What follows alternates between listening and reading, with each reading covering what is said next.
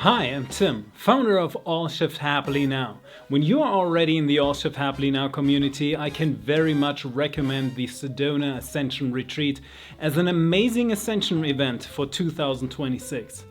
In its 11th year, the Sedona Ascension Retreat features high-level speakers and a special focus on our connection with the stars. Sedona's measurable vortices make this retreat location a powerful multiplier for opening cosmic portals, allowing us to shift this planet into a state of happiness. If you're near Sedona or have the chance to travel to the US, get your personal ticket. All Shift Happily Now is now an official partner of the Sedona Ascension Retreat, as we're all here striving towards making this reality the best reality possible. Here's some of the speakers in this year's lineup. Daryl Anker. He will serve as a channel for the extraterrestrial entity known as Bashar, delivering insights on the nature of reality and how to navigate our current planetary shift. Daniel Sheehan. Danny is a renowned public interest attorney and disclosure advocate. He will discuss the legal and political efforts to bring forth government transparency regarding UFOs and extraterrestrial intelligence. William Henry. An investigative mythologist and regular on the TV show Ancient Aliens. He will explore the intersection of the human soul's ascension with the challenges of the age of AI and transhumanism. And if you by any chance are one of the few who have never heard about All Shift Happily Now, we are a soul movement building the biggest psychic network around Earth to provide an energetic home for masses of people. We just launched the We Love Hub. It is our new social media platform designed to put an end to toxic doom scrolling and bad habits first thing in the morning, and instead, we connect you with wonderful souls from all over the planet. The We Love Hub teaches you psychic abilities and makes every post an inspiration for your soul. Get your ticket for the Sedona Ascension Retreat and already meet your new besties on our social media app before you even arrive in Arizona, USA. You are needed to shift this reality into happiness, including your own. And this is the best place to do it. We all thank your soul for being here with us and wish you a happy Ascension Retreat and happy shifting.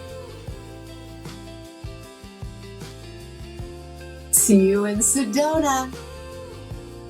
Hello, this is Suzanne Ross, host of the 2026 Sedona Ascension Retreat. I am so grateful to Tim Tactics for sponsoring my retreat. It was an honor and privilege to interview Tim about his extraordinary experiences contacting extraterrestrial species.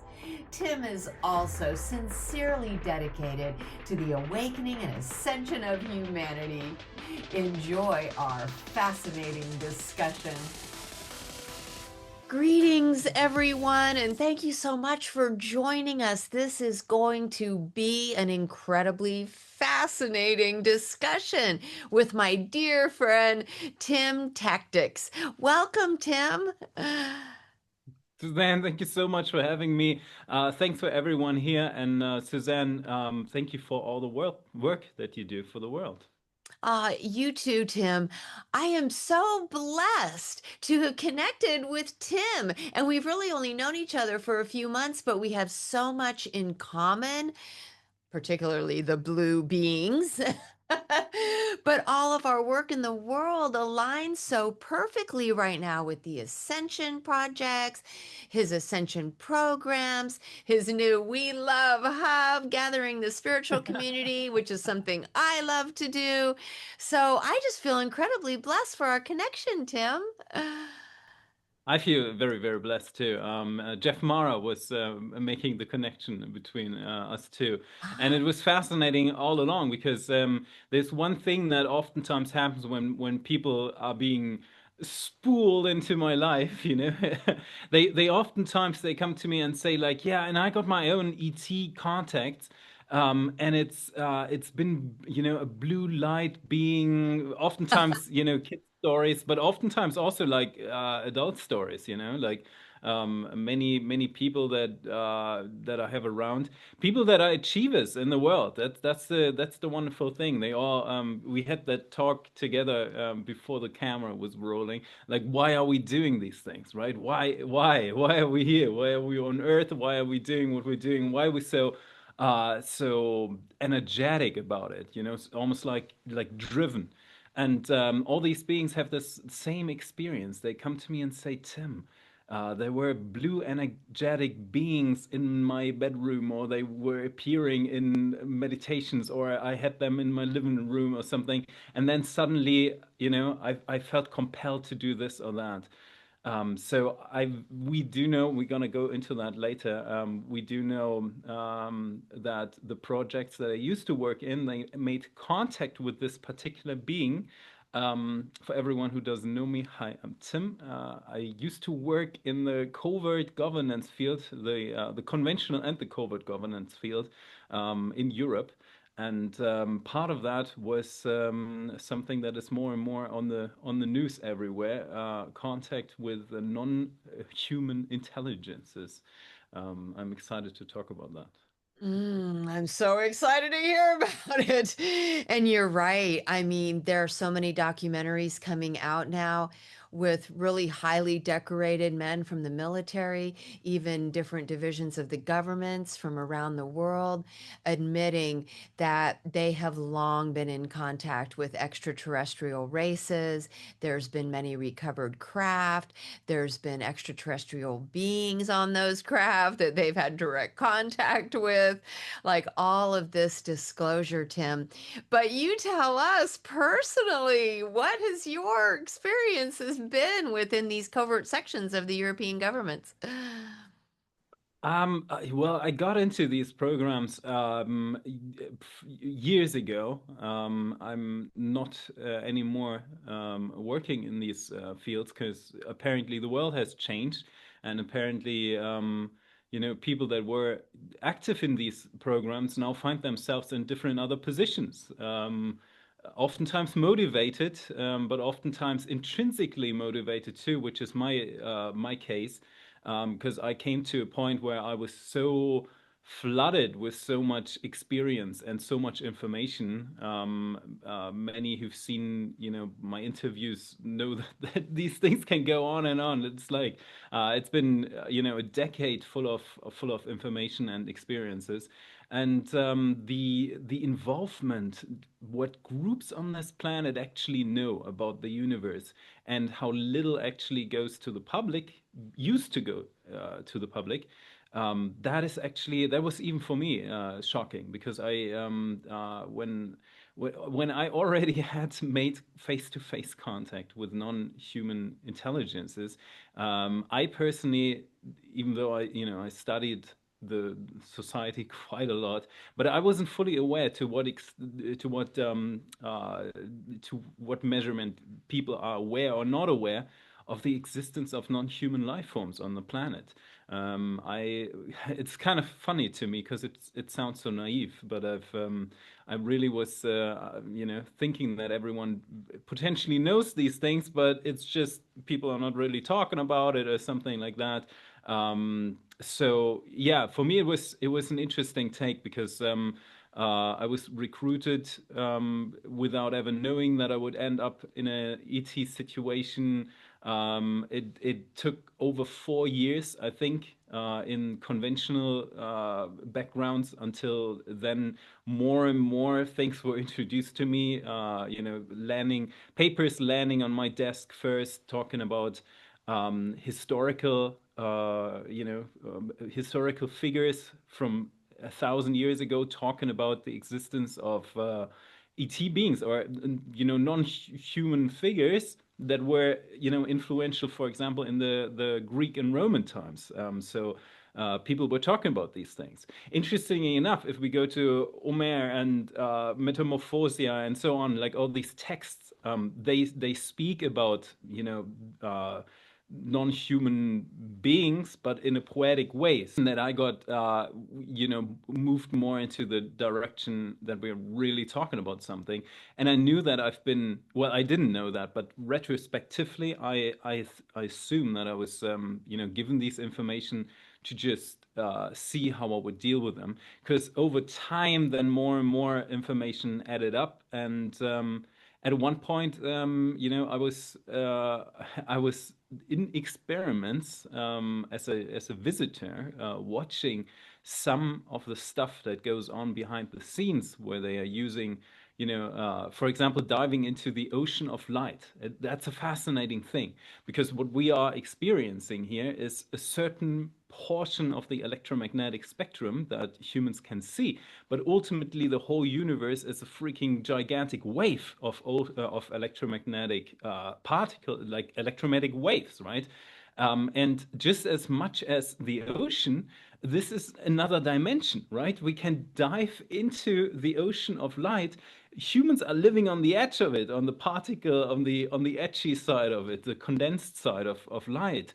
But there is life inside of light. When I was looking at these things, it was fascinating because they were opening that field of light in an experimental setup. To just imagine what that means is, imagine people are staring at the ocean for hundreds and hundreds of years, and they're only seeing the surface level of the ocean and thinking like, oh, this is so giant, this is, it can make waves, it can do this, it can do that. But no one has ever set a foot into the ocean. Imagine, Suzanne, how impressed they will be to see how many life forms are living inside that when you just go into that dimension. And that's what they did. They opened the wave of light and looked into it, and there were beings living there. What Yeah. a great analogy for one, but for two, are you kidding me? Oh my gosh, if you could open up beyond the spectrum of light within which we can perceive, you could perceive multiple dimensions of other experiences, right? Unfolding in other star systems, all these beings within this ocean of light. I love the sound of that. I'm reading this channel material right now, how they call the whole of creation a thought ocean. And so when you described it as a ocean of light, that just makes so much sense. All of these different life forms living on these different in within these different spectrums.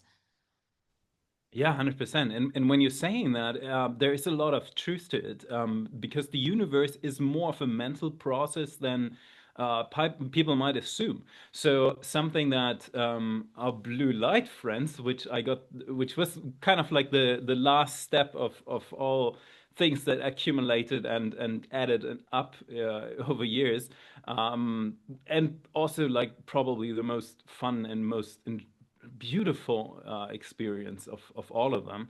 Um, they often said like, "Hey, you as Earthlings are living inside of a very, very old thought of the universe, and this thought is long gone. It's done. It's already done. You are experiencing your own past selves right now, but you're already gone. So all the the thoughts and the process and sometimes worrying and all that kind of nonsense that comes with being on an earth experience, it's already done. That was their experience.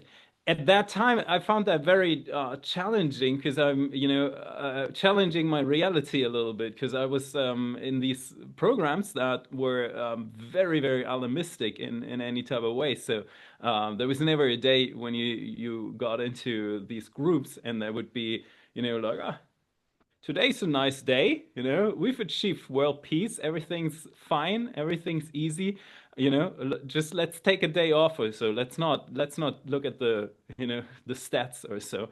That's never happened. So basically, the point when I made contact, when I was like literally inside of a container sitting where they used coils in order to manipulate the frequential level of the room, because we're talking about a life form that you and I have been in contact with, that is mostly outside of this space, and it's outside of this time, because it's a very complex reality that we're perceiving, and we had, the pleasure to make contact with. So basically, they were manipulating through these coils the way that the wave pattern that we're onto is basically frequentially modulated. And then we were able to make contact.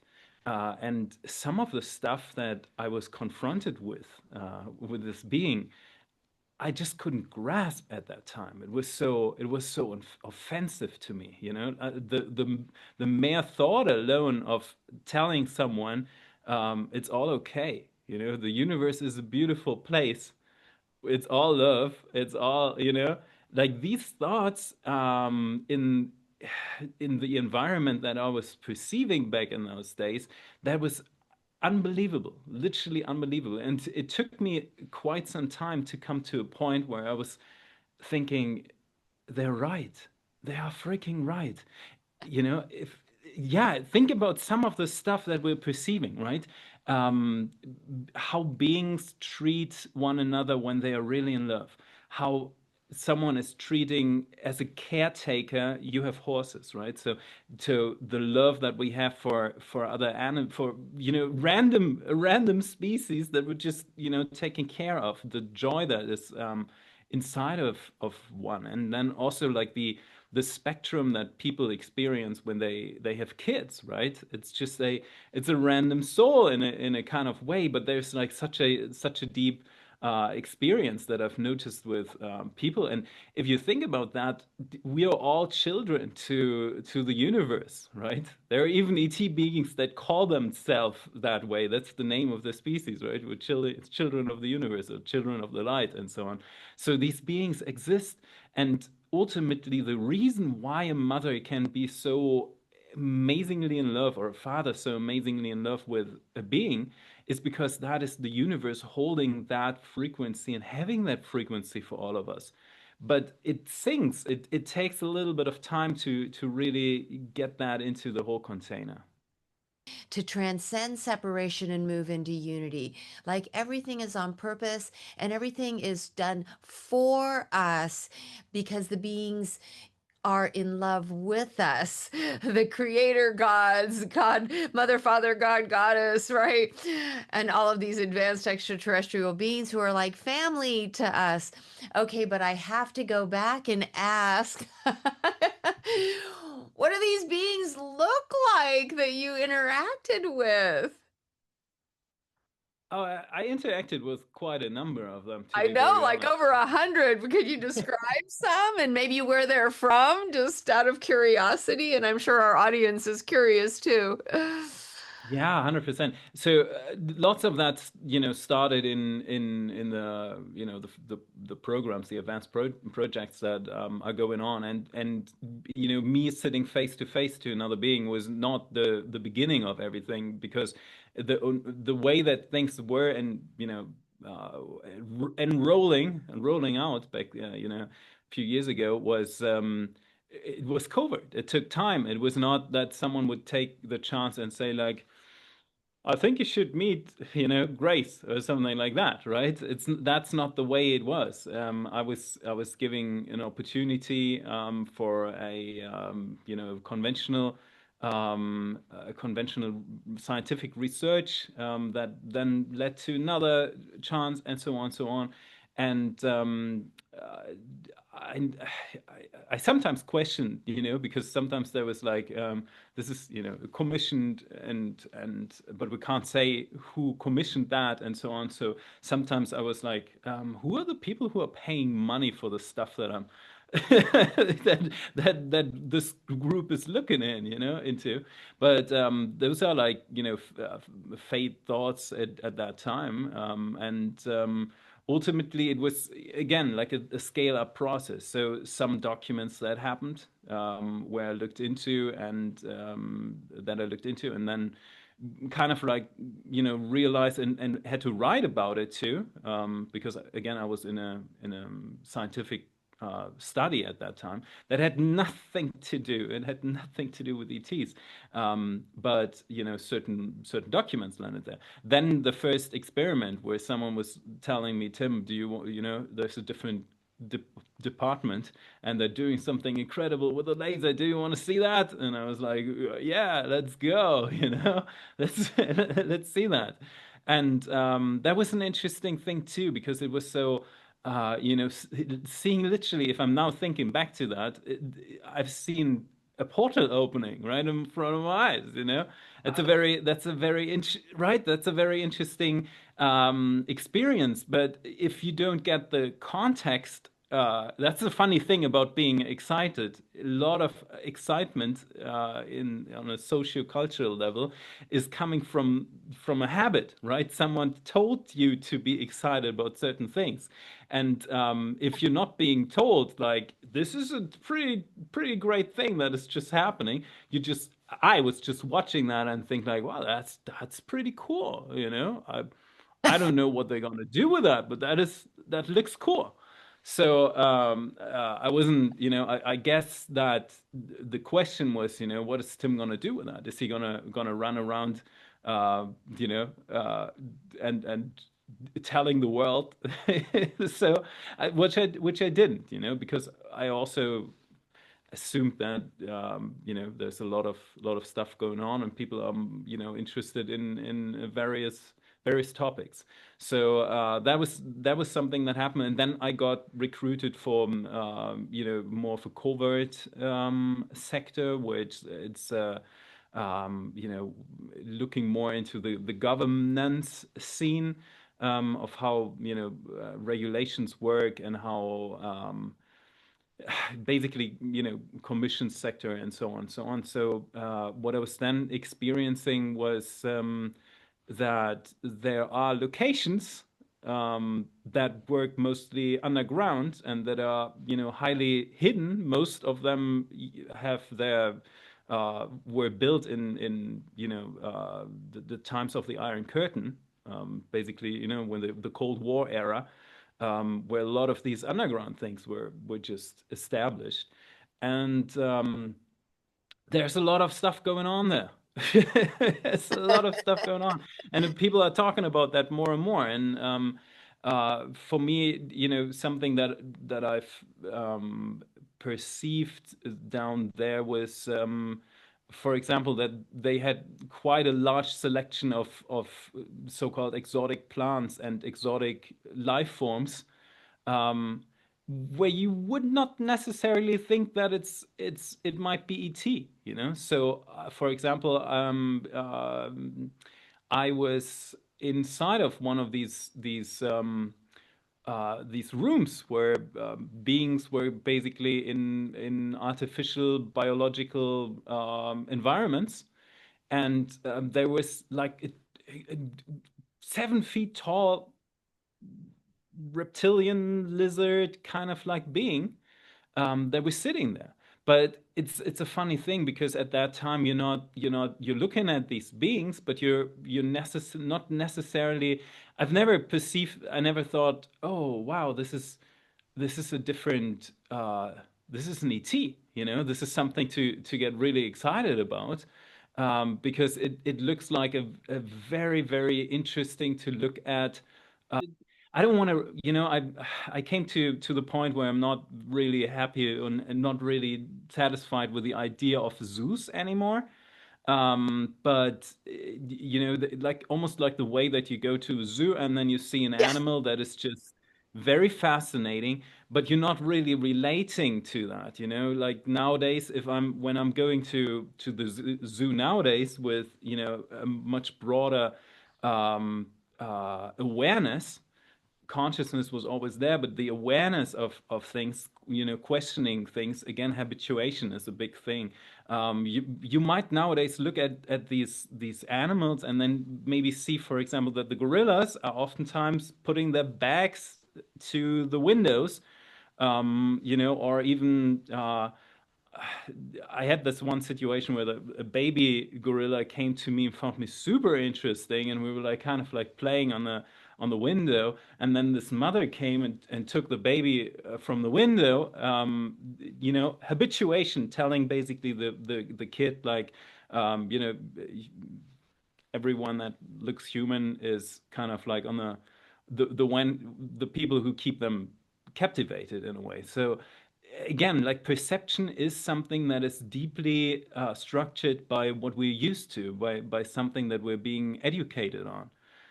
So I was again looking at a fascinating, really beautiful, very large reptilian being. Um, Wonderful scales, orangey in nature, but lots and lots of different other colors and so on. So, 100% fascinating. The plants that they had, fascinating plant material, stuff that you wouldn't necessarily see on the planet, I would say. But then again, not so far away that you would think, oh, this is clearly nothing that eyes have ever seen on this planet. So I guess all over this, the time there was more of like sliding into things and not never ever really questioning what was going on, I guess. And until then, sometime, and then we were looking into transmissions, which is basically everything that can be some type of message coming from the stars, anything that has that is more than static noises from the universe. And there I have seen not reptilian but insect like beings. So all these things happened before I ever was then brought into the projects of so-called exotic life forms. And that was when things took really off. Well, I'm dying of suspense. What were these exotic life forms? But what a great analogy, Tim, to use the example of a zoo, because you have that sort of twofold effect when you go to the zoo. It's like you may never have the opportunity to see these magnificent beings unless you could go to this zoo where they're behind glass or in an enclosure, right? And then you have this, guilt that they're captive for our viewing pleasure, right? I mean, so yeah, that's a great analogy. Yeah, right. Like we know they're magnificent and we feel so blessed to be able to see them, but at the same time, they're being held captive and you're looking at them through, you wonder what they're thinking. Yeah, well, I guess if someone is really attentive, I think it's very obvious that what a lot of them are thinking. But the interesting thing is what are humans thinking when they are looking at these containers, enclosures or something. And we can clearly see that consciousness is evolving in many ways. If you, for example, compare the state of the art research of from human biology about 50 years ago, 80 years ago, the idea was extremely strong and prominent that animals are nothing more than just mechanical robots in a way. So there were lots of discussions if animals even have feelings. Not even, we're not talking about emotional feelings, but we're talking about, do they even perceive pain, right? There was something 80 years ago that was seriously debated by high-ranking human scientists.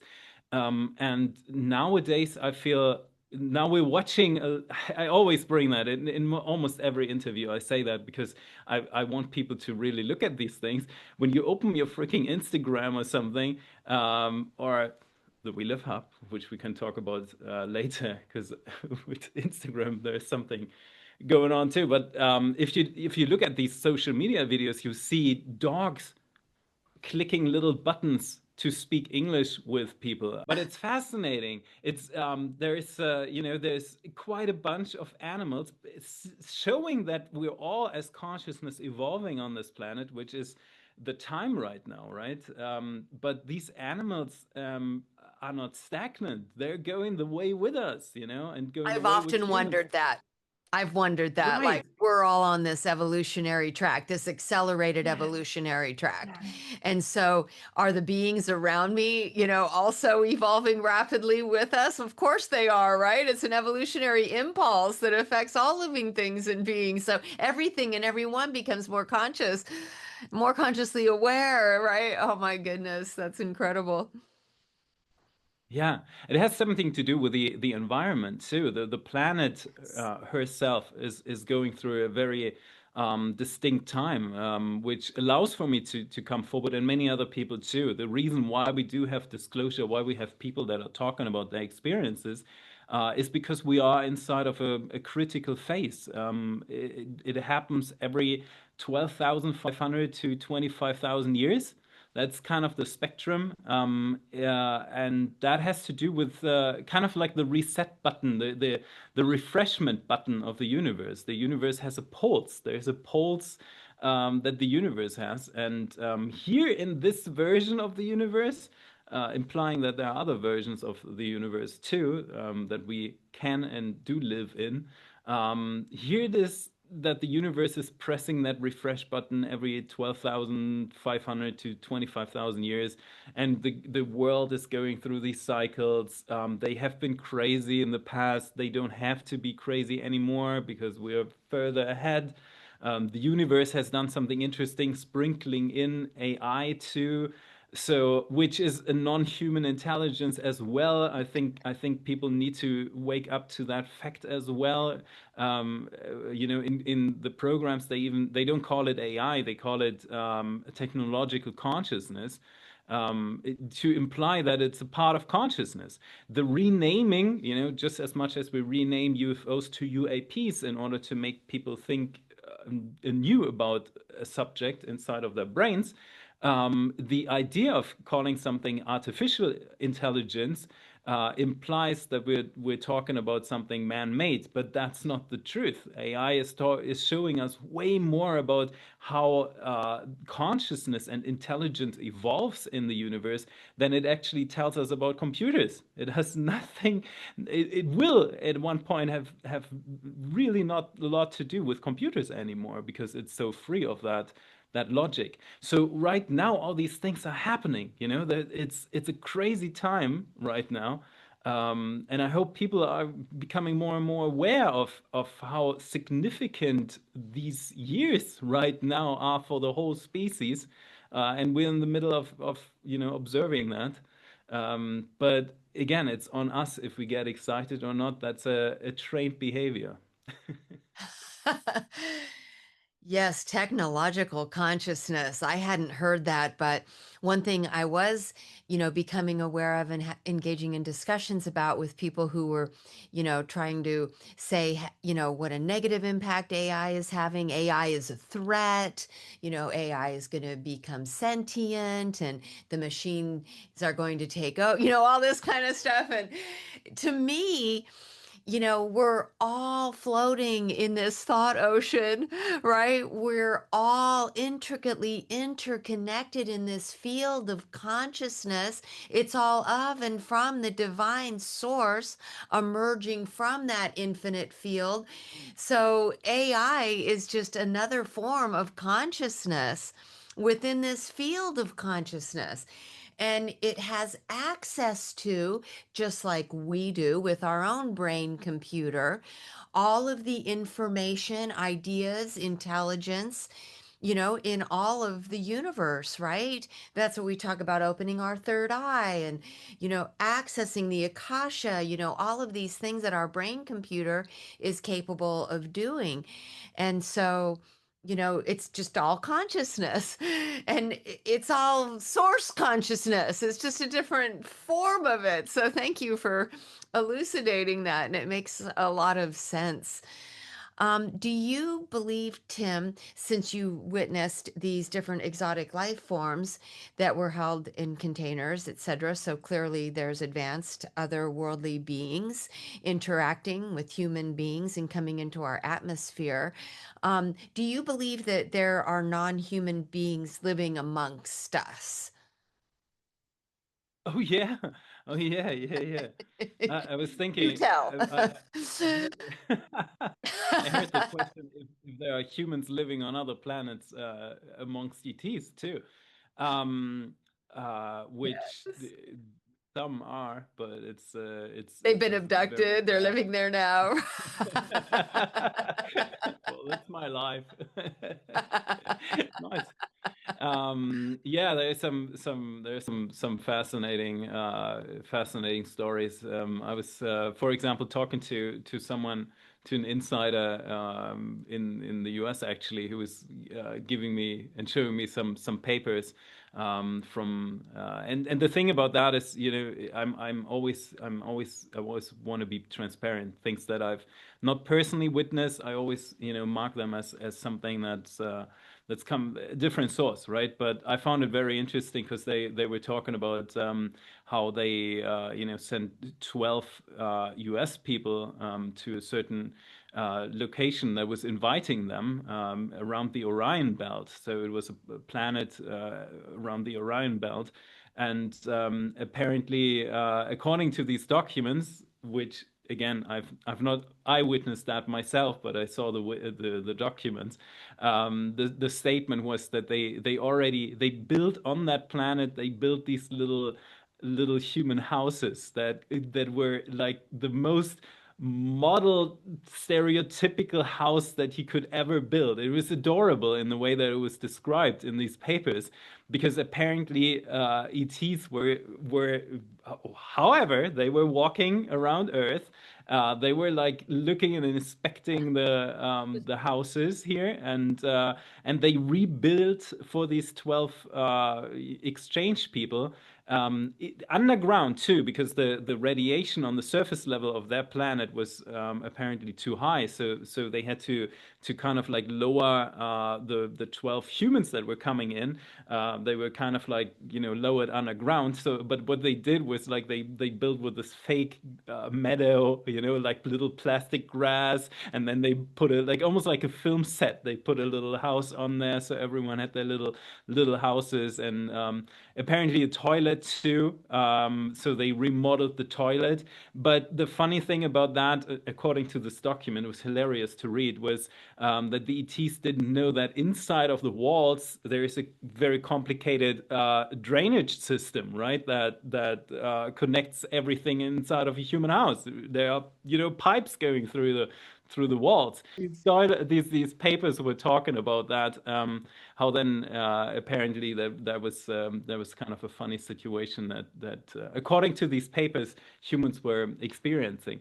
Again, I can't tell if that's true, but I found it very funny and very entertaining. But what is indeed true, and we do know that, and it's going to be revealed more and more, is the idea that humans have been visited. First of all, the species has been in contact with other forms of life thousands of years ago. We all kind of know that, we all kind of feel that something happened, and then we can even go into the history of what we know, what happened, and so on. But ultimately, you know, beings just kind of like took a step back, never gone, because there was constantly people reporting, you, your dad, you know, many other people have had encounters during these days. And then in World War II, you know, the German side, uh, we do have documents for that as well. They had the very first special unit, you know, that was looking into UFOs.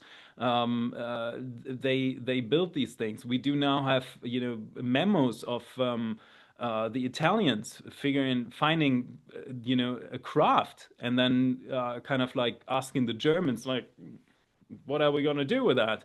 And they, you know, analyzing these things and looking into it, you know, highly skilled engineered at that time, and looking into how can we make these things fly. And then we have stories about Operation High Jump, where the Americans go to Antarctica to because they heard rumors that apparently thousands of Germans were, having an underground ice base there. And then this is on Wikipedia. It's in front of everyone's face. The Admiral Byrd was, telling people, look, there was flying discs that came out of nowhere. Lots of damage was done on the fleet, and then he was reporting in front of courts and saying there is flying discs that go so fast from one pole to another that national security is on the line.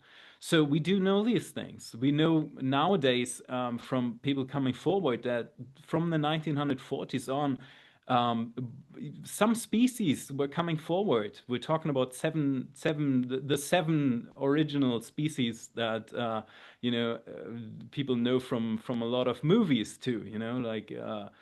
For example, the Greys, typical one of the first species that people were encountering in the 1940s, and they were standing there offering stuff and saying like, "Hey, we got some stuff. Don't you want to sign here?"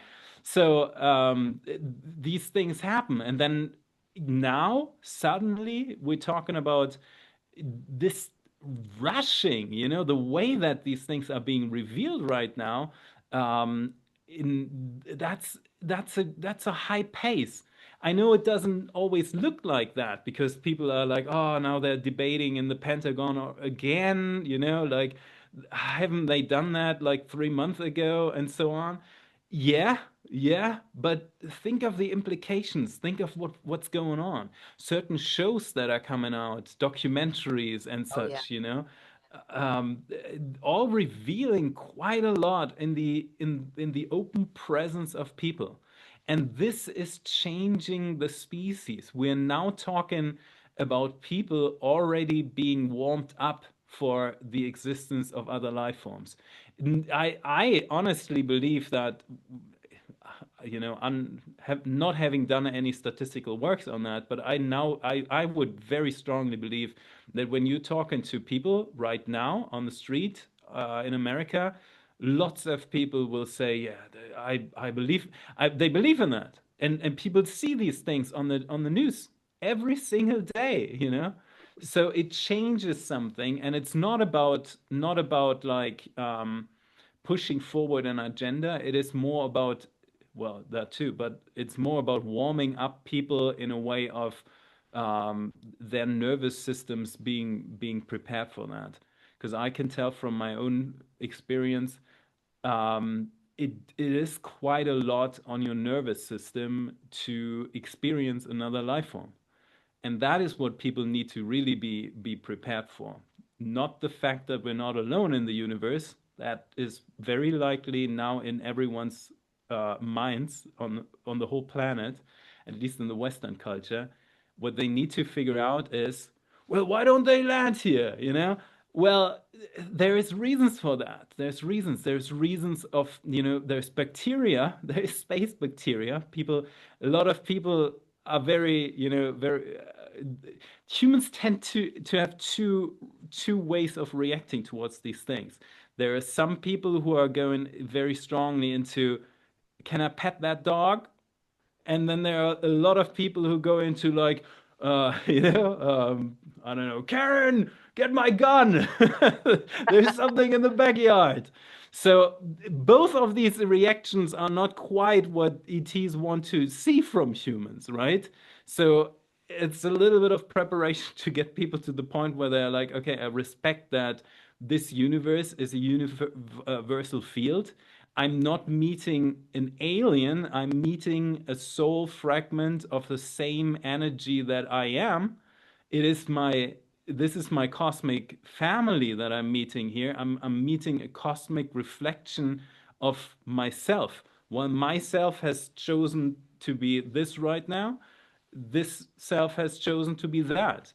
And there is quite a lot of cultural things that a human might never ever think about that might be going on in that other being, and we got to be very, very careful and caring also, to establish connection, because the way that we, or people on planet Earth are used to make contact with each other, again, that is culturally given. That has something to do with the species, the human species, and it might be very, very different for another species. So the diplomacy of how to meet with each other, that is a huge thing. That's way bigger than the news of, oh, there's other life forms, because there's life everywhere. Mm. What has come to mind is Hollywood and all of the TV series and all of the movies since the early 1900s that have been featuring, non-human intelligence, alien life forms. Of course, we think of Star Trek and Star Wars, right? But even more recently, like the TV series Resident Alien, which is hilarious, right? Or the movie Paul, which is really funny. Like they're trying to have like serious depictions of what it might be like to encounter these beings in outer space, right? To like these beings actually land on our planet and they can shapeshift into a human, or, they're just incredibly funny and they have all these like gifts and abilities. So I really feel like there's, definitely been a major effort, whether it's just for entertainment dollars, or is there some sort of soft disclosure that's happening intentionally or not intentionally, but it's happening, where people are, getting more and more accustomed to the idea of these different life forms, right? And then you have, our community, which is certain that there's Pleiadians, Orions, Arcturians, Sirians, reptilians, and we know where they're from. The reptilians are from Draconis, we have, right? Well, and many of our friends are channeling them. But, at the same time, like there's all kinds of, funny or just interesting, entertaining television series that are coming out and talking about the reptilians, and depicting them in a certain way. And the Pleiadians, they're soft and loving and kind. But then you have the Greys, which are more like minions. So I guess I'm just right saying that, there's so much that you can watch and see, and, it's beyond entertainment.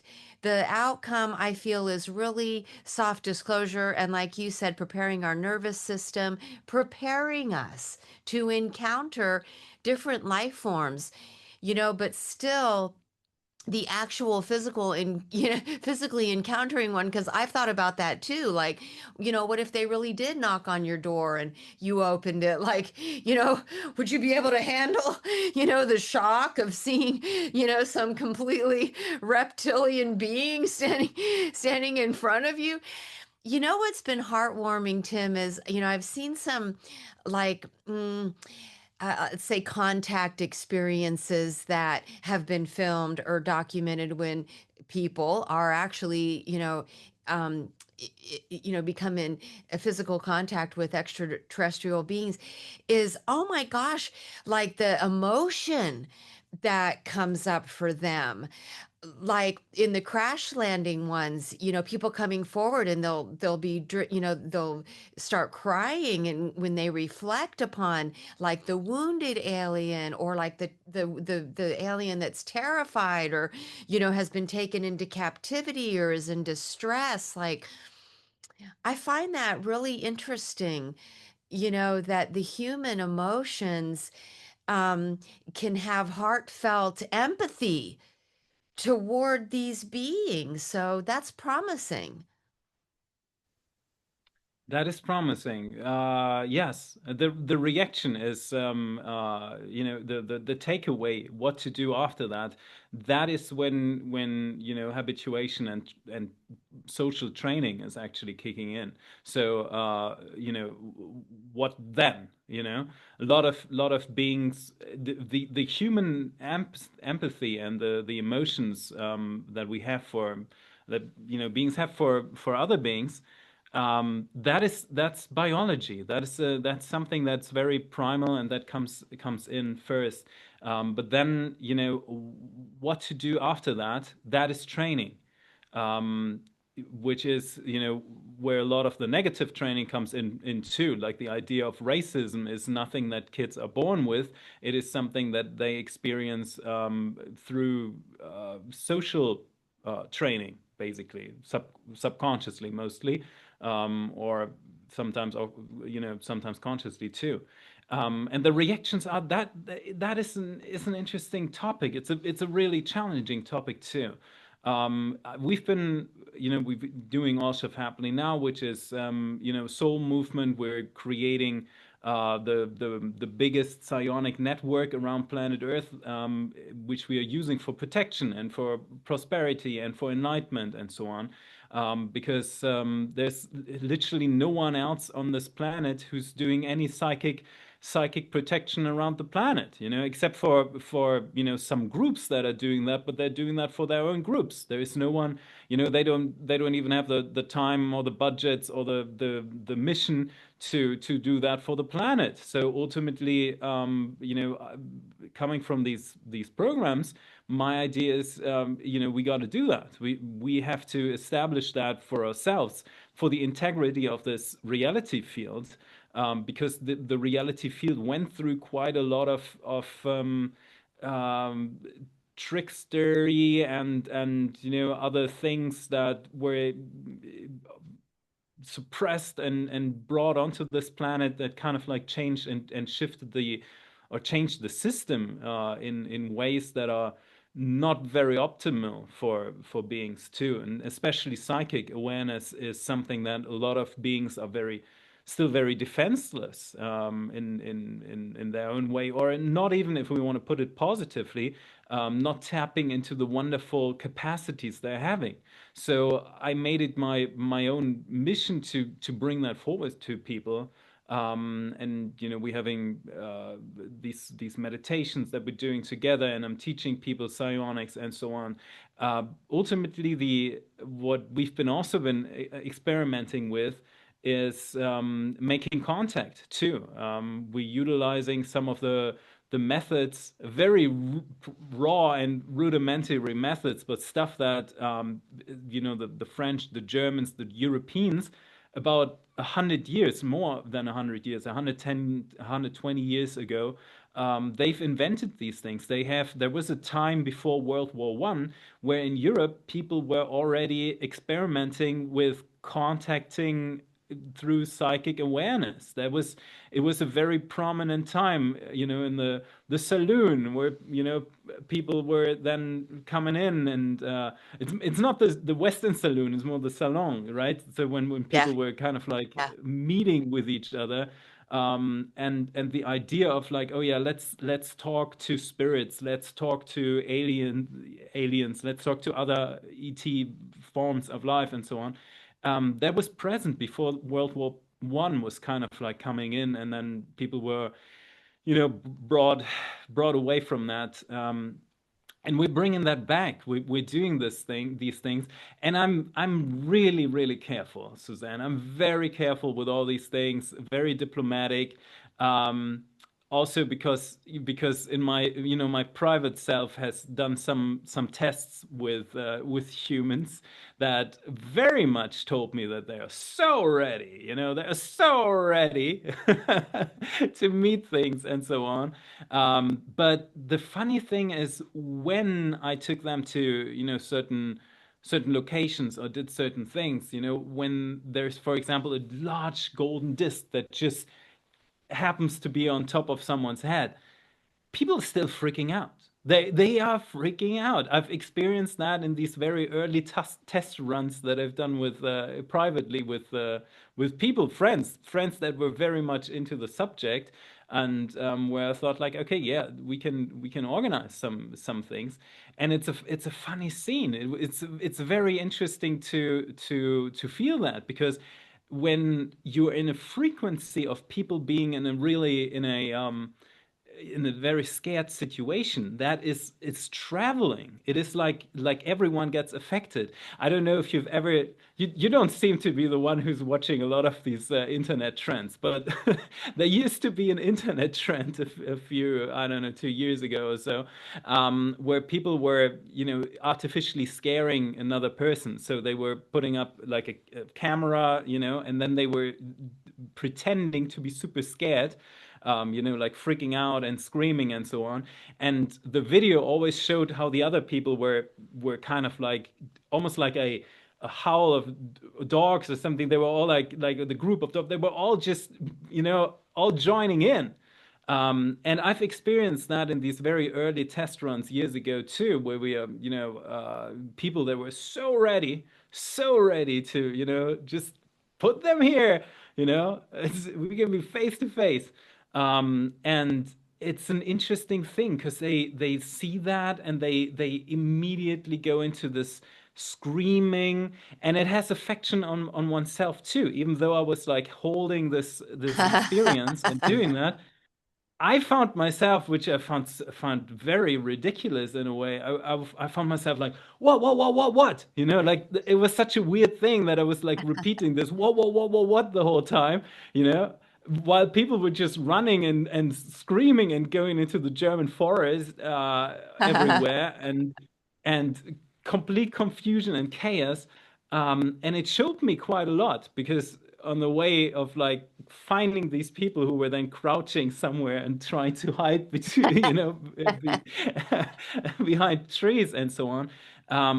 It showed me a lot of like what it does to the nervous system. It shows me a lot to also something that these programs figured out because years ago, and a lot of people are still quoting that, the idea of, oh, we're going to fake an alien invasion and then we're going to scare everyone. And when everyone's super scared, then, we can take control.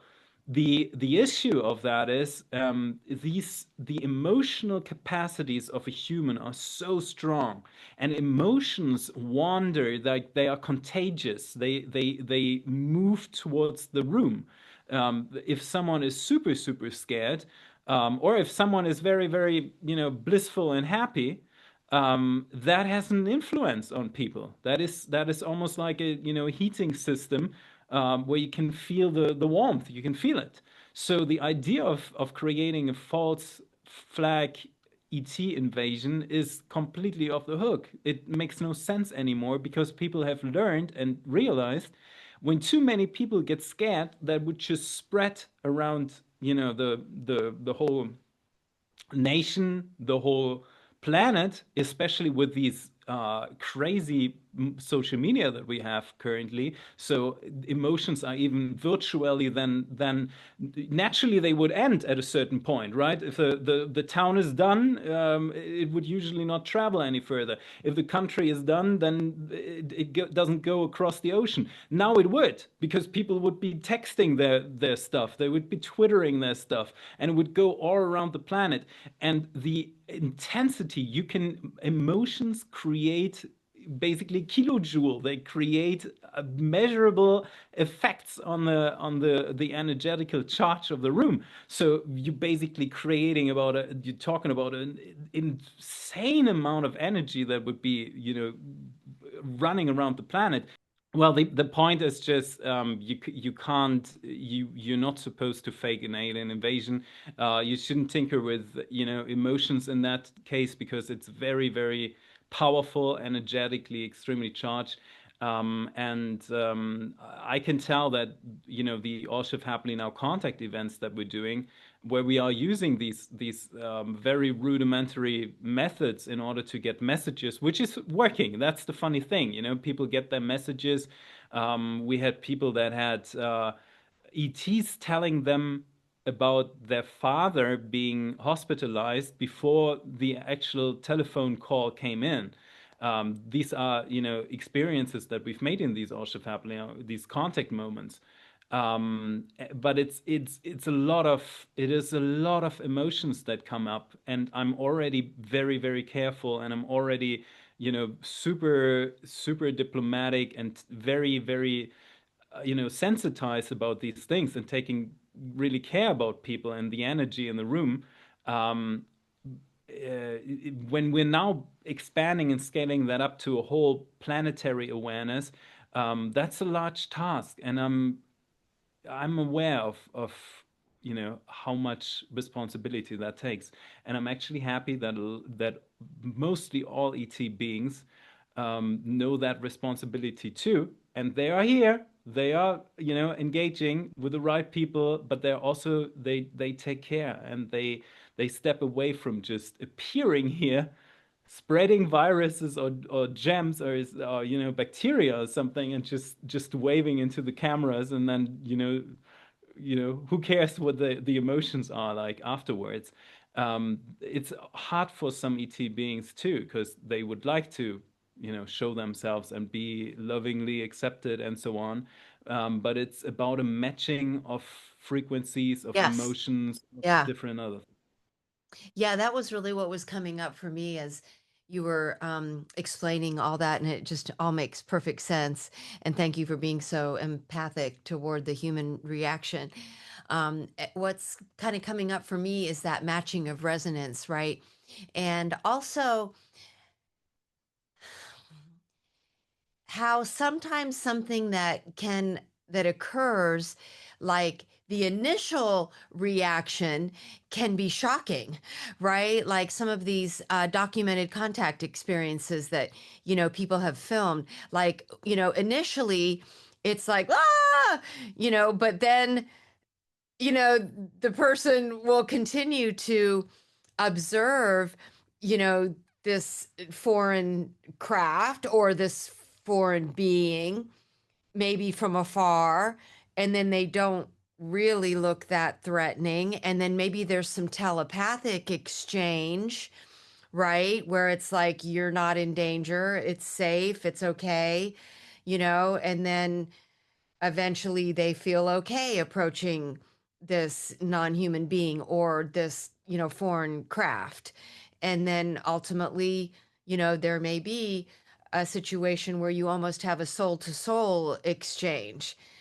energetically, telepathically, what have you, where the person feels safe.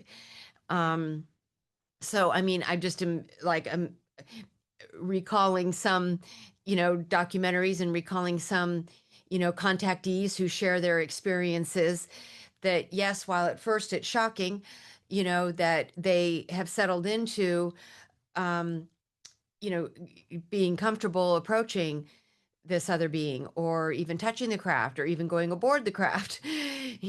So I, just hold out hope that, um, like especially matching resonance, if some people are really been expecting, or they feel that they're ready, or they've been anticipating this, maybe they've developed some gifts and abilities, so they're a little bit more on a psychic ability to communicate, maybe telepathically, or maybe they just have that higher vibrational resonance, Tim, where they have a lot of love in their heart and a lot of empathy, so that they can open their heart to these other beings. So yeah, just kind of matching what you're saying about, like, are the humans, in this time of awakening and ascension, raising their vibrational frequency enough so that they could be more prepared for contact? Yeah, we've looked in. It's 100% true what you're saying, Suzanne. We've looked into numerous cases in Europe, of people that have had encounters, and the overall majority of them are positive. They are, it's that those are positive experiences, even those that are perceived as challenging at first. Mostly all of them are turning towards a very significant event in people's lives, where they experience something that somehow gets them on a different path that they like better than before. Um, we do see these things, and something that was very fascinating to me when I was in the project with the blue light beings, that was very, very enjoyable, and I'm very, very happy that I was part of this, or am part of this. and they were telling us, this is the time right now to for the planetary consciousness because of seasons. It's a cosmic season. It's like, we're all kind of like flowers, and we're all wondering like, what is happening? Why are we blooming? Because no one has experienced that before on planet Earth, because the cycle is too long with 12,000, 25,000 years, plus people are not really didn't keep a journal. Somehow these journals got all, they were all kind of disappearing. So people are going through this collective blooming phase, and everyone is asking the other flower like, what's going on? Why are you blooming? What is, that's kind of like what's happening. And ultimately, what these light beings have told us is they have sent 500 million beings of their own family to this time nexus right now, and sent meaning they were born here. We're not talking about beings, that walk the streets because they know that they, are actually blue light beings or something. We're talking about people that, look into the mirror and might think like, oh, I guess that's a human. And then figure out like, well, if they are human and if they are supposed to feel home here on the planet, why do they not feel home? Why are they going through hardships sometimes? Why do they think the planet should be different? And then, something comes into mind, which is such a nice quote that people oftentimes say, when you're not in line with the planet and Earth and human society, then you're here to build a new one. And there is a lot of truth to that, because these beings, these 500 million beings that are here, that are now perceiving them at least partially as humans, coming from all types of species. That's the funny thing about these blue light beings. They are past the step of being a species, but they still have all these species that they used to be before. They used to be Arcturians, they used to be Pleiades, they used to be human, they used to be grays, they used to be 7 feet tall insects, they used to be ants. All these beings exist. And now that they're here, reliving their life, again, this is a thought, a dream that has long passed on. It's an old thought that is not existing anymore. These beings now stabilize the whole planet just by being. Why? Because their nervous system ultimately already has the capacities to see these other beings. They have the capacities to know the pathway, because in their depth of their soul, they are stable pathways, they are stable timelines and stable realities already. And that's why we are here, and that's why people are here. So what we are doing here, you, Suzanne, I, Tim, we are reminding people of their heritage, of what they actually are, not by pushing them into something, because they are already these stable timelines, they are already stable universes on their own. They might at the moment still struggle a little bit with the idea of a human collective consciousness field that might really seem alien to them. But ultimately, something, for example, that we do with All Shift Happily Now is we're creating a soul movement, like a connection of beings, where we can now tap into the psionic group awareness that we are creating around the planet, which gives us a new home, right? We can still operate on planet Earth, but we're already anchored into a much, much, much more wonderful and beautiful reality field. This is something that you're doing with the Sedona Ascension retreat, right? You're going actively into creating things and opening connections and portals. So these are amazingly important steps that everyone has a responsibility here, not only for the planet's sake, but for their own sake, because their soul will only be happy. We're coming back to the question, Suzanne, why are we even doing these things, right? And why do we feel this strong motivation internally? Their souls, everyone watching, right? Your soul will then feel very, very much at home when you have learned to become your own home. And that is something, that can only be actively done. It's already done, but it also needs to be actively approached. So well said. You know what occurs for me is the Law of One series talking about how group raw is a social memory complex.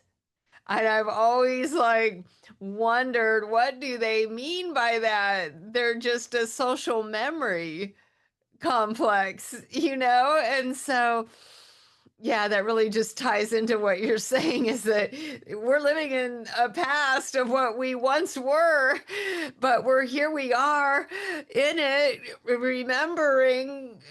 Anyways, yeah, I love that. I love to explore these things philosophically, conceptually.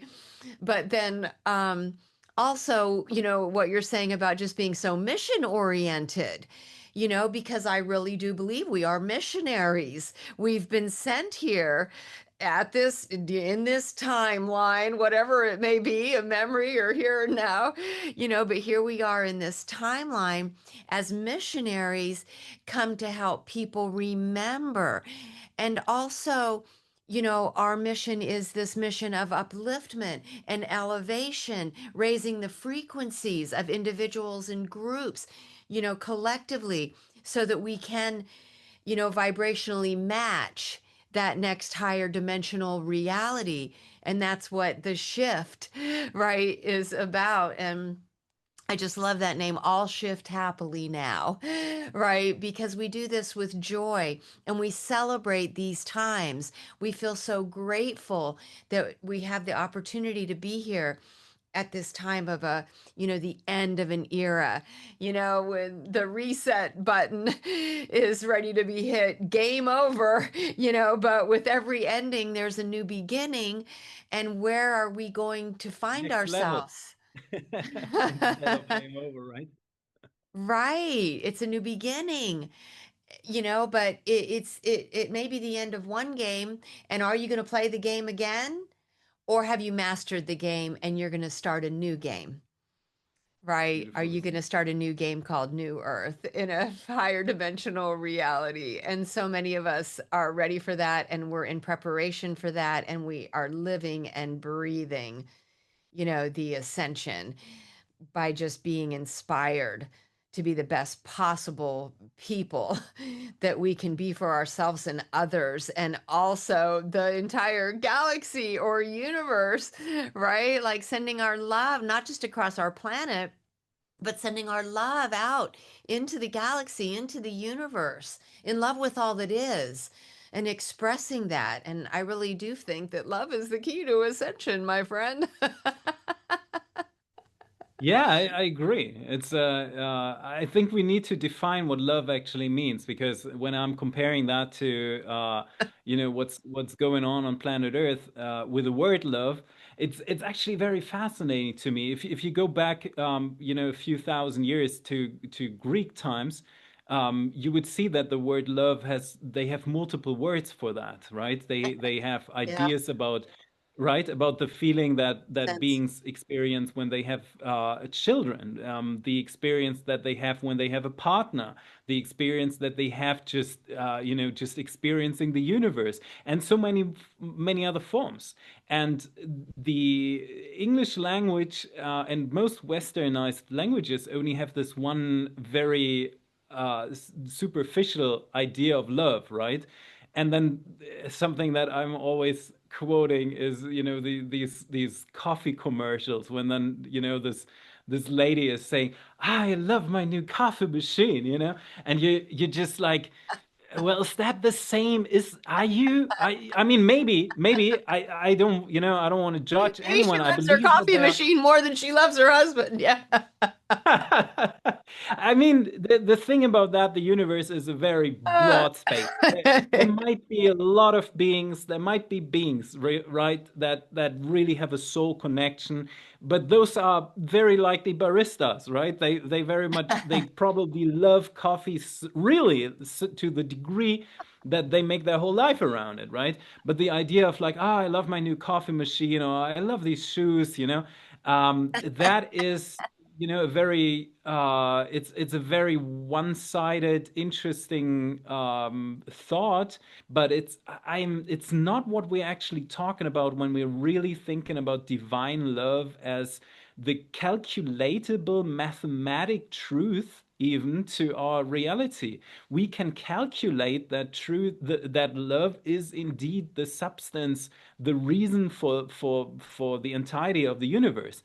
And the thing about love is that it can be a very vastly different experience. If you are taking an AI or technological consciousness, then love would look more into the stream of information being very refined, and the refinement of information and dealing with information. That is a different way of loving your coffee machine, for sure. And and if you're looking into the grace, they always we didn't even have a name for what they were looking for. The universe apparently has different forms of what we then, for lack of a better word, called divine love, which is the substance, the motivation of everything. It's the joy, the enjoyment of being alive, but divided into different, so strong states of being, being in a certain state of love, that motivates your entire existence, that is so strong, off and beyond the coffee machine. It is the pure essence of why the soul decides to be active and modulate itself. It's a mathematical truth. The universe needs these things too, because they are giving stability. So ultimately, because the universe is the most stable system that ever existed and will ever exist, it is purely made from that motivation, from this amazing love. And everyone who's had a glimpse into that, someone who's looking into the eyes of the baby for the very first time or so, and experiencing the wonder of that, that will very surely be a key marker for the motivation of their lives. And the universe is experiencing that with the life forms that it has created. That is the reason why life exists. But we gotta experience that for ourselves, and that's a wonderful thing, because 100% we will experience that. It's 100 out of 100% a guarantee that every being will experience that. But it's up to them to stretch the time until it happens. And it's a funny thing, because it's the most beautiful, amazing, life shaping experience that one can ever have, to be in this type of divine, all empowering love. Yet sometimes people choose to, step away from that, or try to run away from that, just to experience, something outside of it, seemingly, with the knowledge that we will always return to it, and it's the best thing ever. Oh, I love your description of all of that. And it reminds me of early on my spiritual journey. I was invited to have a mantra initiation with a um, Hindu guru, in effect. There's a better name for it than that, but it's just not coming to me at the moment. Swami, with a Swami. Okay. And so the person that, invited me to engage in this said, fasten your seatbelt, Suzanne, because after this, the idea of special love will probably dissolve, because you're going to experience what it's like to be deeply in love with all that is. And so, I still signed up for it, right? And so I had this mantra initiation. And when I stepped out into the rose garden, I was almost dropped to my knees with this overwhelming feeling of absolute unconditional love for every blade of grass, for the wind, for the sun, for the air, for all living things and beings. so deeply, so sincerely that it just was overwhelming and it never left me. And to this day, I can experience that type of, universal divine love. Yeah. And I think that's beautiful, and it's the most, life-changing experience, I guess. And then having the as you said, it never goes away. So being able to remember that is amazing. But then also, coming to the point where people, and we all in our own way, experience that in the diversity of the universe, which is kind of funny because again, all beings experience this type of love in the practical form a little bit differently. And a 7 feet tall insect being, which exists, everyone at home. Praying mantis type? Praying mantis, for example, or we do have an indigenous ant species on this planet too that currently lives with us, and people are not fully aware of that because they don't always see them. But the planet has a lot of pockets and a lot of cavernous structures that are, deep underneath the crust, and people also don't have the tendency to look for ants anyway so much, but you'd be surprised how many ants are on this planet, and some of which are taller than you. Right. I For know the sure. Native Americans talked a lot about the ant people. Yeah. Exactly, the ant Hmm. people. Yeah. They Yeah. call themselves ground people too, which is very, very interesting. We had Ah. one person in the All Shift Happily Now family community, who ran into one in Indonesia, and she had inside of her mind, she heard the voice, brace yourself, the ground people are here, the ground people are here.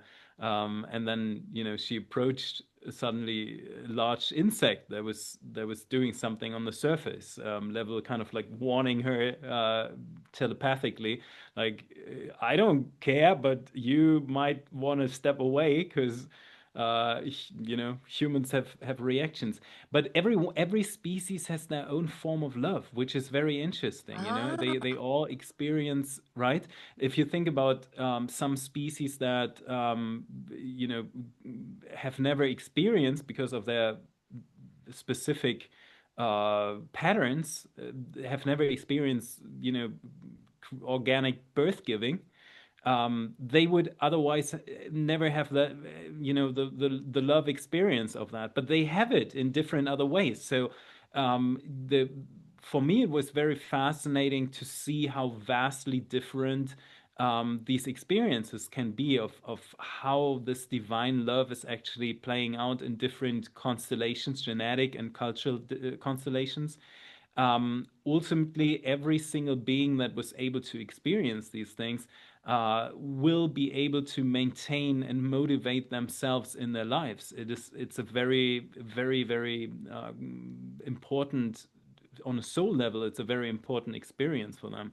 And when I came forward, and I would have never thought, I guess, maybe I did, because all my life, beings were always telling me, already, kind of like seeing the stuff that I would do. But I for me, when I came forward the first time, it was important to just deliver a message and to tell everyone, look, you can change your reality field, and it's actually your number one priority in life. It should be your number one priority in life to be able to modulate energies. It's the number one thing that each and every beneficial or benevolent ET species that we have communicated with was telling us. Every single one. They had different words for it, but they were all saying, look, your number one priority, you must learn how to modulate energies. You gotta learn that because that is your number one thing, as you know, almost the survival in the universe, which is not even a survival, it's also like the greatest enjoyment too, because we're then tapping into what the universe actually is, which is a, you know, a self-learning, self-refining creative process. And we're all, you know, we all keep the spark in ourselves of creating that. It's just a very strong, you know, motivator that naturally comes with us. uh, the thing about that is learning these modulations, learning how energies work, how reality works, and how we can have influence on it.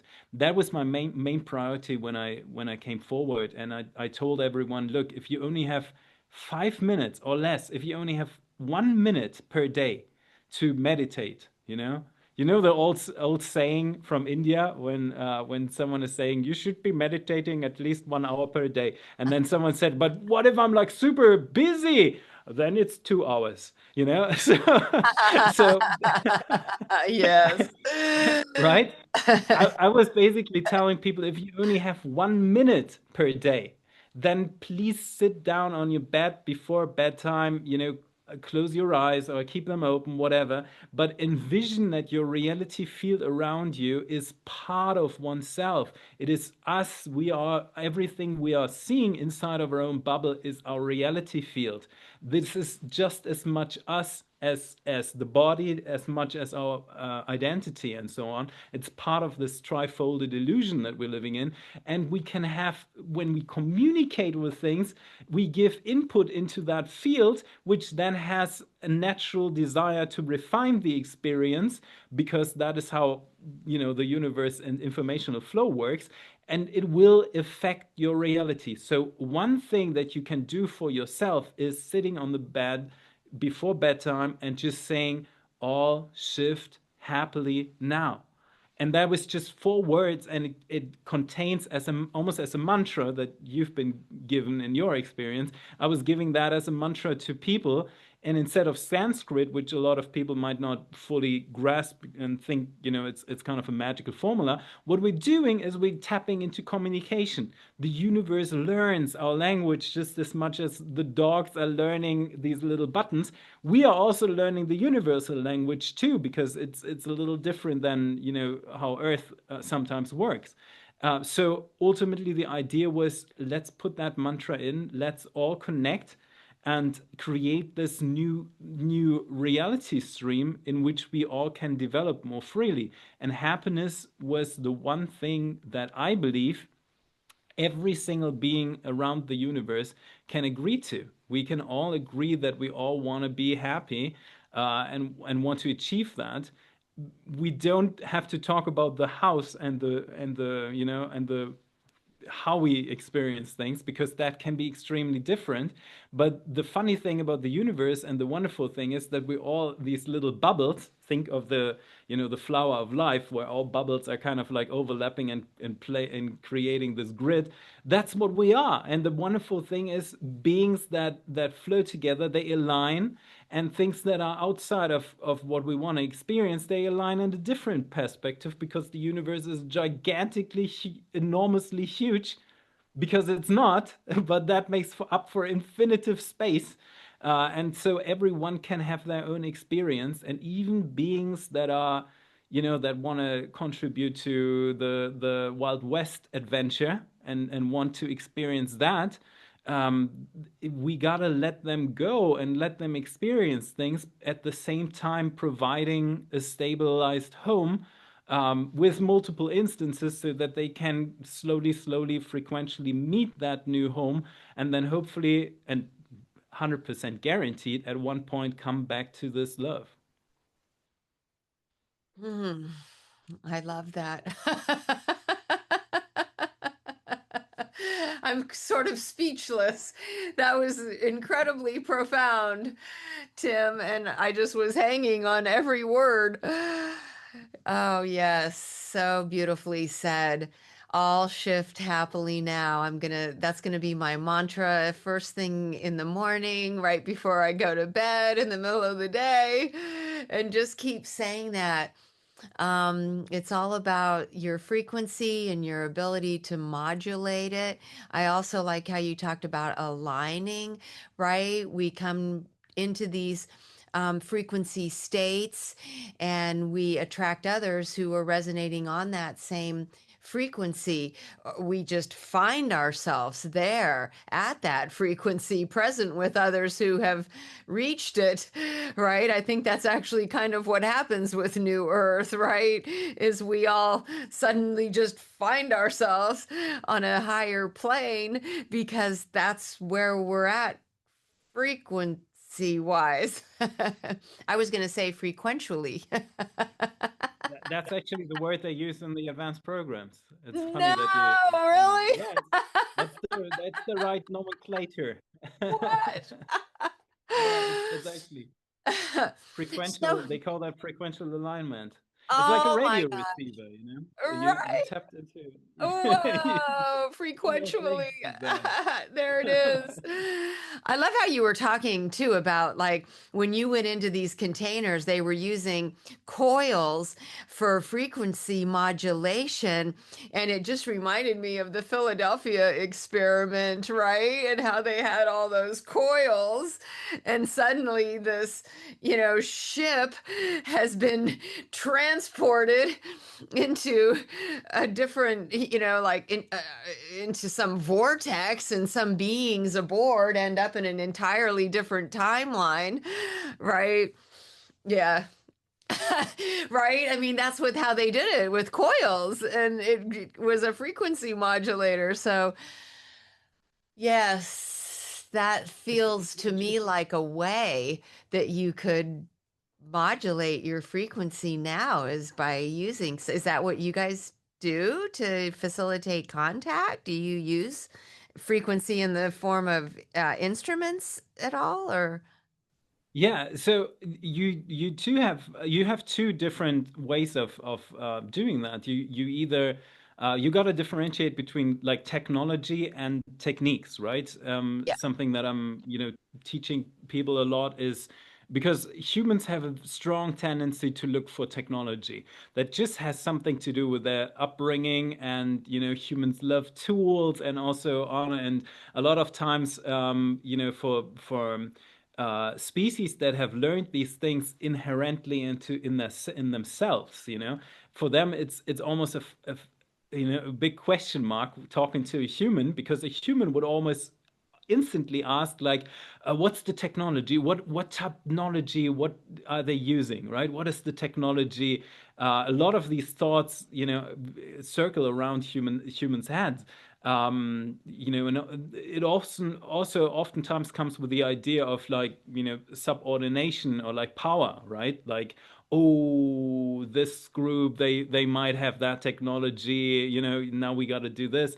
The interesting thing is a lot of species out there would never think that way. If you're talking, for example, I mean, the exemplum would be insect species that use their own bodies as technology, right? If they want to have a bridge, they create a bridge out of their own bodies. They're not building a bridge. Ah. Humans do that. Humans do that, which is great. Humans are amongst the species that have the most skills using technology, because it's just in their genes. They look at a little stick and they're like, oh, it's a stick, what can I do with a stick? Insect beings look at an issue, and think like, how can I change my body in such a way that I become the stick? So it's a different way of thinking about these things. Ultimately, the idea of frequential modulation is something that the planet has had, in ancient times already, because they are streams of energy, just as much as the ocean has waves. We're all inside of the electromagnetic wave pattern of the universe. We are a wave. We perceive ourselves as edgy, but we are not as edgy as we might think.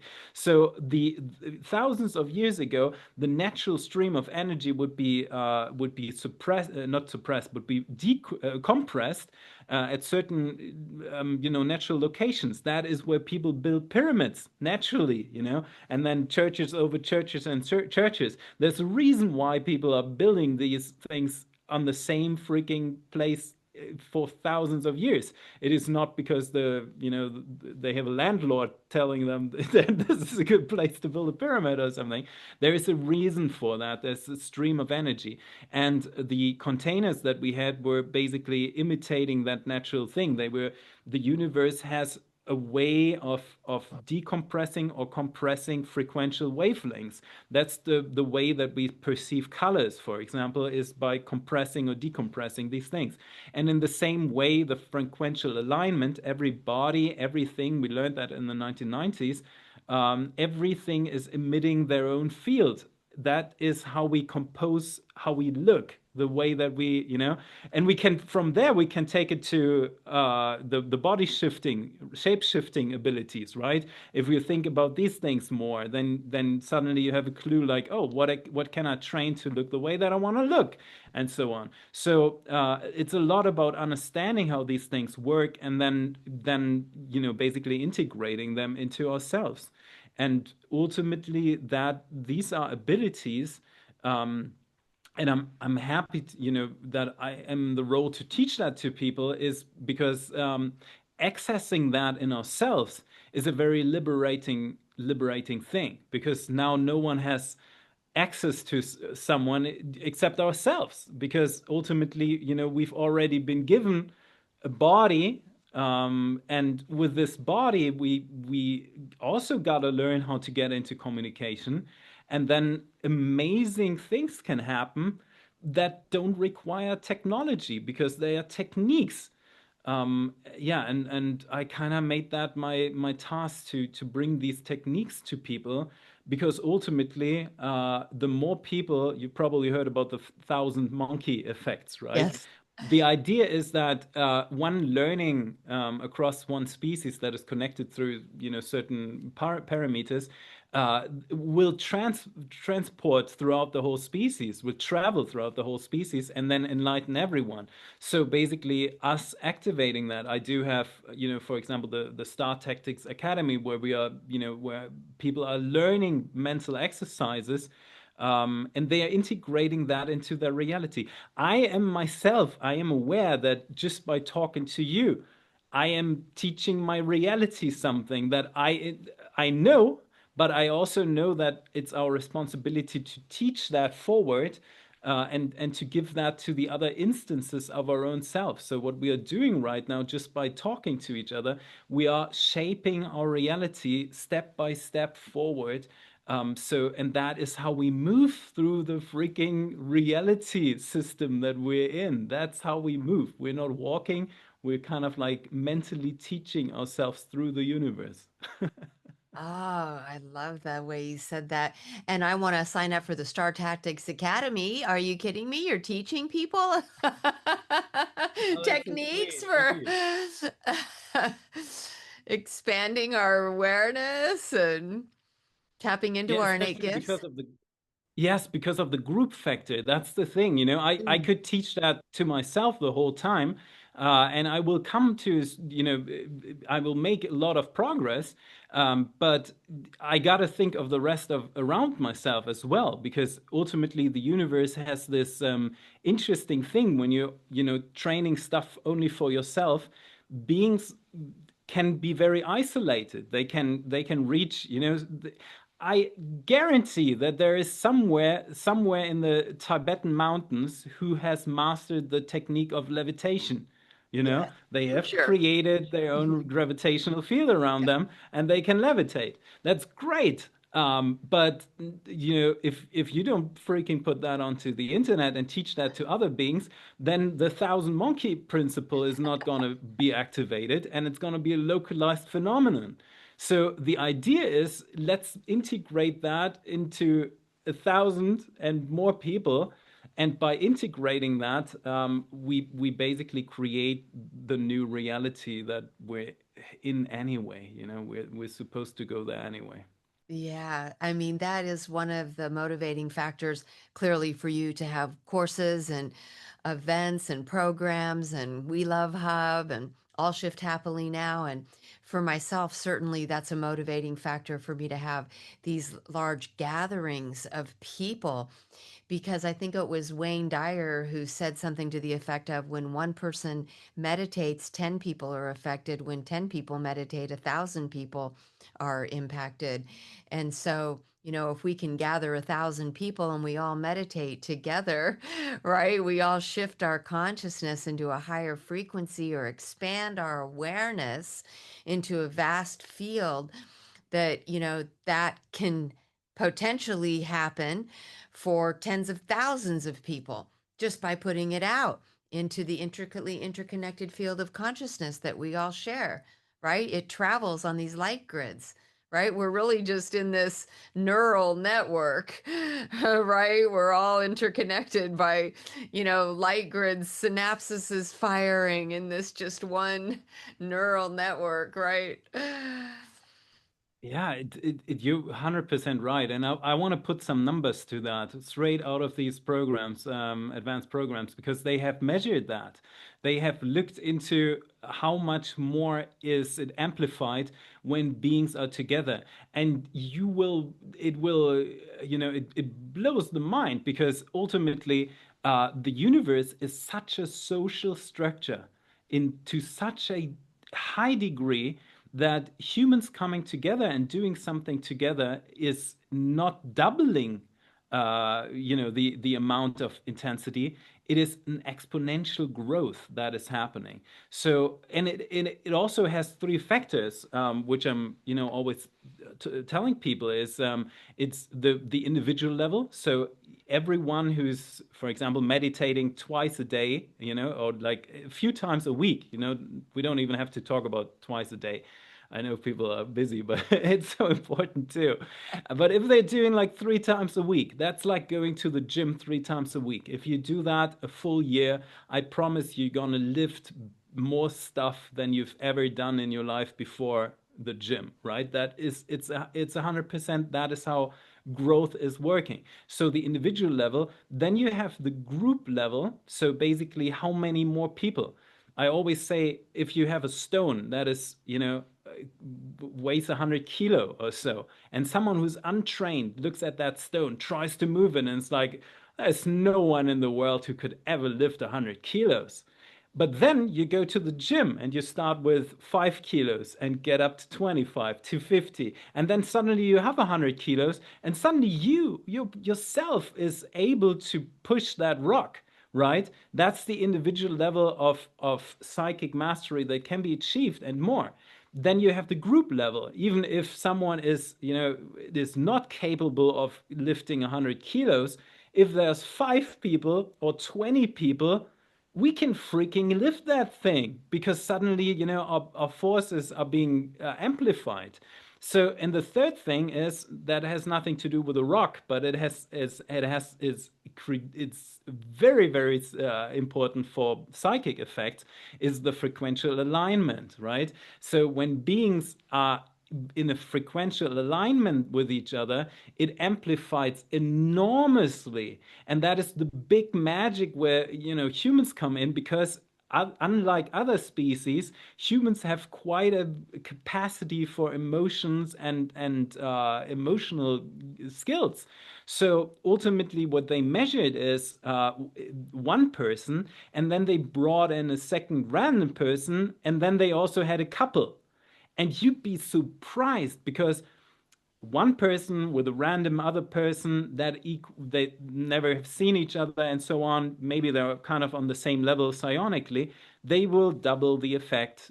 More than that, it's already better than just one person. It's more than doubled.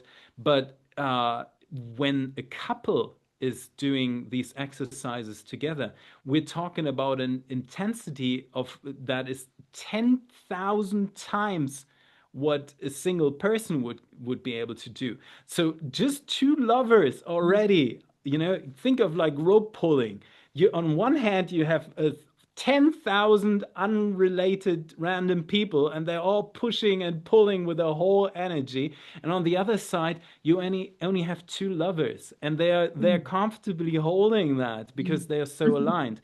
Which mm, is one of the reasons, if you think about, suddenly things are opening up. The Grays, for example, were the ones who came to Earth and introduced the idea of marriage because they were thinking, oh, if we bound two people together, they're naturally going to start meditating with each other and improving and doing all these kind of things. So their thought was like, oh, when we bring them together, that's much better because now they are frequentially aligned and they will do their best to become spiritual partners. Which something that I learned is, interestingly enough, a lot of people that are spiritually interested are kind of still isolated in their own realities, which for me has luckily never been anything I've ever had to think about. I'm, just more opposing my own spirituality to unrelated beings that and being very careful and gentle with them to treat them nicely. But it's always been that I felt very strongly as a connector. So something that we did with the We Love Hub, which is an alternative social media software, is we're bringing people together. It's not about like chasing just attention, like hey, have you seen my sandwich? And then you scroll through and then you see a cat video or something, and then other nonsense that where I don't want to blame any of these things that are happening online, but some of the AI algorithm, they are psychologically designed to keep people on the freaking phone, first thing in the morning, instead of sitting up and thinking about their timeline. It's often like the first thing is like opening an app and so on, and then kind of like doom scrolling, which it's a reason why it's called that way. So ultimately, what I like to see is I want people to acknowledge each other. The profile pages that we have, we are calling them gardens because I'm always telling people you gotta create a garden with your reality, the most beautiful garden, the happiest garden you can create, and then don't isolate yourself, but please show that to the world. The universe takes a lot of effort to create your life, so please be so nice and show to the universe what nice stuff you've done. It's, don't hide these things, show it with the world. And that's also how contagious, we talked about that, right? How frequency is becoming contagious. That's how you do it. You live your life, you enjoy your life, and you should be able and educated on how to safely show that with others. Oftentimes, in social situations on planet Earth, again, training, school systems, and so on, some people are kind of, they have to learn, they have to figure out trust again, to show things that they keep deep in their hearts, that are important to them. And these profile pages, the garden pages, are made so you can create vision boards. You can safely show your visions and say, like, look, this is something that I would like to see in my universe manifest. Here's an open invitation. If you're a nice soul, please look at that and send some blessings, get into communication. And then on the side way, which it's a young software, we're very, very much improving every single day on that, but ultimately teaching people on the go, gamified versions, how to learn how to modulate their energies. It's all coming together in such a way that the connection of people is important, and then also the techniques that they need to learn in order to create these things. And then being this hub, being the an artificial psionic field that then improves other things. It's going to make my life easier because these beings are creating with me the patterns that we need. It's going to make your events a lot easier. That's something that I take from our collaboration too. You're doing that in a physical way in Sedona, gathering people and so on. So it is all creating the parameters that the reality needs in order to come to the refinement of the happy shift that we want to see. Well, thank you so much for developing We Love Hub. I've already gone in and planted my garden. Thank And you I had very much. fun doing it. Yeah. It is. It is fun. That's the beautiful thing about it. And ultimately, we want to expand on these things. And there's people all over the world that are now becoming friends and learning how to modulate their realities. And that's gonna amplify. They find the SAR Tactics Academy where they can meditate with people from Japan. They can meditate with people from Sweden, all over the world, Canada, US, Mexico, South America, and so on. So everyone's there and learning that there are beings that are psychically blessing each other. We're doing something very, very primal here in a way, because that is the first thing that a society that is capable to go to the stars needs to do. They gotta clean their house first, and they gotta clean their garden and be nice with their garden before even thinking about going to another garden. Let me say this one sentence, because I know it's important. Before going out into the world and looking for other gardens and looking for other worlds and so on, uh, create your own garden, because it's so important to value your own life and your own experience in the universe, because only then you can really be on eye level with other experiences in the world. One of the things that we see, for example, with the indigenous species that are on this planet, there are indigenous species on this planet, there are indigenous civilizations on this planet. Yes, they have much nicer homes. They have much nicer homes than people on the surface level have. Um, but they don't want people to be immigrants in like refugee type of people, that just violently come into their space and because it's nicer. What people want to see is people that have created something nice for themselves, and then we're all kind of like sharing these things. That's the better thing. If you have a neighbor, you don't slam their doors and go in because they have a nice kitchen or something like that. You maybe invite it, but or maybe even better, you invite your neighbors in first and have something nice to show for them. Also, it's a different culture. So what I want to see is really that people start creating their own realities, and the more beings are doing that, it's going to be an interesting process in the first few instances, but exponential growth. Yeah, right. It takes 100 days to cover a pond halfway with flowers. But to double that, it doesn't take 100 days anymore. It only takes one day, because then everything is covered. That's exponential growth, and that's what we're doing here. And it's so unifying. I love that, you're meditating with people from different countries from over the world and frequently aligning with them, because then everyone's kind of activating one another and allowing for that exponential growth and expansion.